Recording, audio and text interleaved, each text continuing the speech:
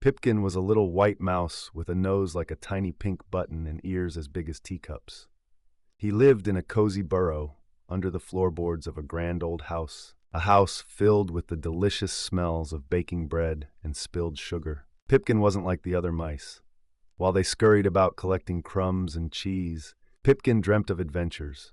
One sunny morning, a gust of wind blew open a crack in the floorboards, revealing a dazzling sight: a miniature, brightly colored rocking horse. It was smaller than Pipkin's head, but to him it was a magnificent steed. A rocking horse, Pipkin squeaked, his whiskers twitching with excitement. He'd never seen anything so wonderful. He scurried closer, his tiny paws cautiously touching the smooth, painted wood. Suddenly, a booming voice startled him. "Well, hello there, little fellow." Pipkin jumped. A large, kindly-faced woman with spectacles perched on her nose was peering down at him. She was the house's caretaker, Mrs. Periwinkle. "Don't be frightened," Mrs. Periwinkle said gently. "I'm not going to hurt you."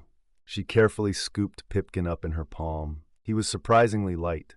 Pipkin, instead of being scared, felt a strange sense of calm. Mrs. Periwinkle's hands were warm and smelled faintly of lavender.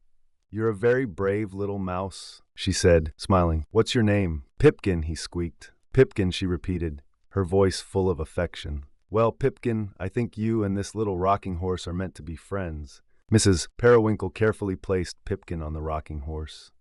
It was the perfect size. Pipkin cautiously climbed aboard, his tiny claws gripping the mane.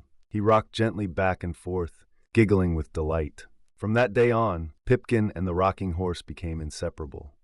He'd ride it through the house, exploring hidden corners and secret passages. He'd even use it to reach high shelves, where he'd discover delicious treats.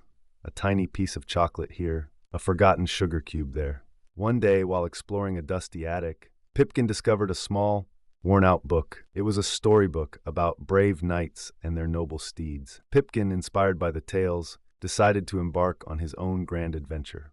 He carefully packed a tiny knapsack with crumbs, a single sunflower seed, and a small piece of cheese. He mounted his rocking horse and set off, his heart pounding with excitement. His journey took him through the house, past towering furniture that seemed like mountains, and under rugs that felt like vast. He faced many challenges: a perilous journey across a slippery linoleum floor, and a terrifying encounter with a dust bunny the size of a small dog. But Pipkin, with his courage and his trusty rocking horse, overcame every obstacle. He even befriended a family of spiders who lived in a dark corner, sharing his sunflower seed with them.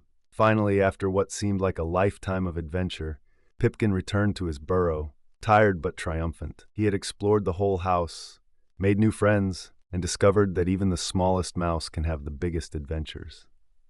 Mrs. Periwinkle found him asleep on his rocking horse, a tiny smile on his face. She gently stroked his head, whispering, "You're a very brave little mouse, Pipkin, a very brave little mouse indeed." And Pipkin, nestled safely in his burrow, dreamt of even more exciting adventures to come, all from the seat of his magnificent miniature rocking horse.